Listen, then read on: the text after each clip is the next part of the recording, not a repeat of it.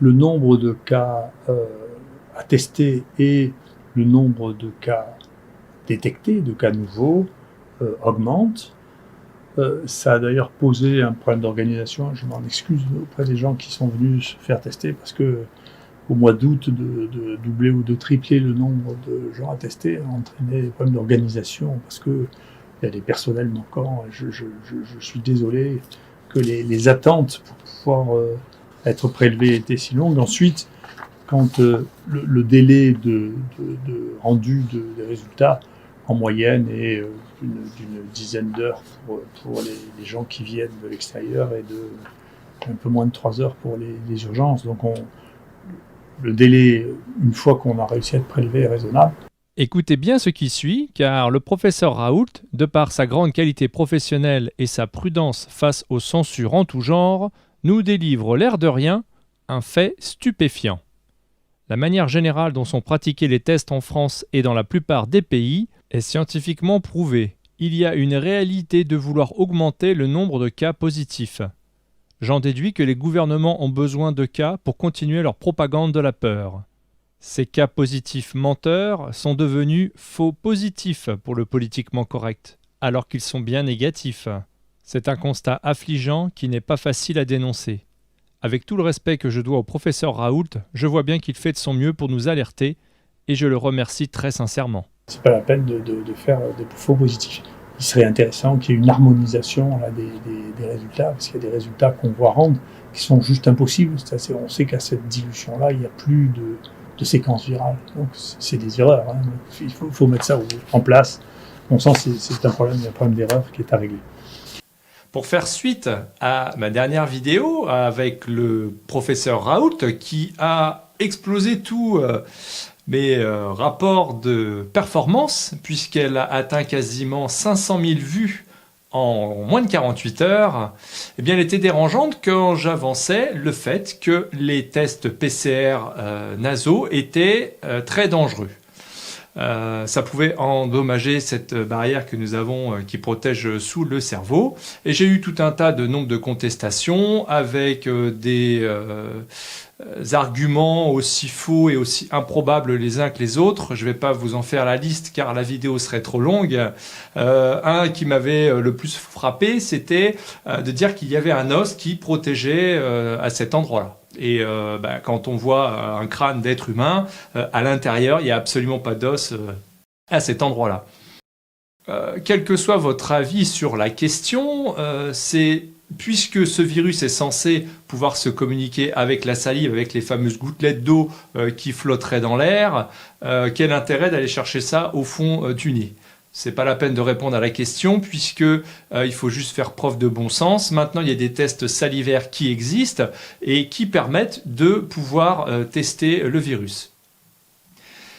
Donc, ce qui se passe à l'intérieur, avec cette tige qui, la plupart du temps, donne des migraines, elle a pour but, notamment quand c'est mal fait, et c'est souvent le cas, à endommager donc cette barrière et donc à permettre de pouvoir infecter plus facilement le cerveau ou autre partie dans l'organisme.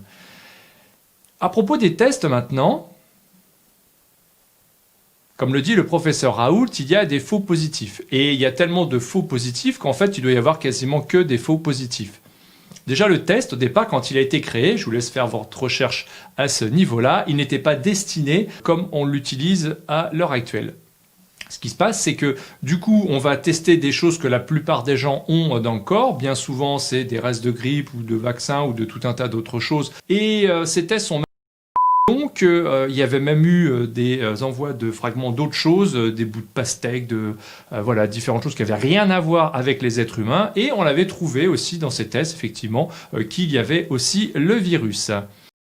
La deuxième facette du problème avec les tests, c'est que vous croyez donc en vous faisant tester que vous allez vous dégager, vous libérer en quelque sorte du poids de la contagion, de se dire comme je suis pas positif, je vais pouvoir après me rapprocher des personnes que j'aime sans risquer de les rendre contagieux. Eh bien, vous avez en partie aussi faux, puisque les tests, donc à chaque fois que vous faites tester, ça fait un cas supplémentaire. qu'il soit faux positif ou pas. Et de plus, si vous faites tester 3 fois, par exemple, eh bien, vous allez alimenter les pourcentages de 3 fois. C'est-à-dire qu'ils ne vont pas compter le nombre de personnes, mais bien le nombre de tests et le nombre de cas positifs. En fait, en vous faisant tester, aujourd'hui, vous participez, vous êtes un complice dans cette propagande de la peur. Oui, vous êtes complice, car si vous n'avez pas de symptômes, vous n'avez pas besoin de vous faire tester, il y a tout un tas d'aspects aussi où on vous demande d'être testé et c'est absolument illégal. Personne aujourd'hui, par rapport à la loi, ne vous oblige à vous faire tester. Et encore moins à vous faire injecter quoi que ce soit dans le corps. À côté de ça, le nombre de décès chez nous, d'abord, n'augmente pas sur cette période qui est donc qu'on estime avoir commencé aux alentours du 15 juin, qu'on appelle le deuxième acte. Il y a eu 2953 personnes qui ont été positives, dont 9 sont mortes ici ou ailleurs, avec 0,3% de mortalité, ce qui fait une mortalité très faible. Et parmi les gens qui ont été traités par hydroxychloroquine, azithromycine, il y a eu un mort. En plus de 3 jours, il y a eu un mort, ce qui fait 0,06%. Et c'est ce que traduit aussi les statistiques nationales, où la mortalité n'a pas varié d'une manière significative depuis, au contraire, elle a diminué. Pour l'instant, on ne voit pas du tout de remontée de la mortalité. Peut-être que ça arrivera, l'avenir est imprévisible. Quant au nombre de morts, on a fait l'analyse, nous, maintenant, de tous les patients hospitalisés. On a eu à peu près 1000 patients hospitalisés, un peu moins. Il y a eu 55 décès, je vous les ai dit auparavant. Et avec une moyenne d'âge des décès de 81 ans. Donc c'est une maladie des sujets très âgés. Et il n'y a eu qu'une personne qui soit morte à moins de 60 ans, qui avait 59 ans. Tous les autres avaient plus. Et il y avait 60% de gens qui avaient plus de 80 ans. Donc c'est une maladie des sujets âgés. Malheureusement, les sujets de cet âge sont très fragiles. Ici, en plus, ils sont obésodiabétiques. Alors, il y a une surmortalité qui est importante, mais qui est celle de toutes les infections respiratoires de tous les ans. Je ne suis pas sûr que ça changera beaucoup à la fin de l'année.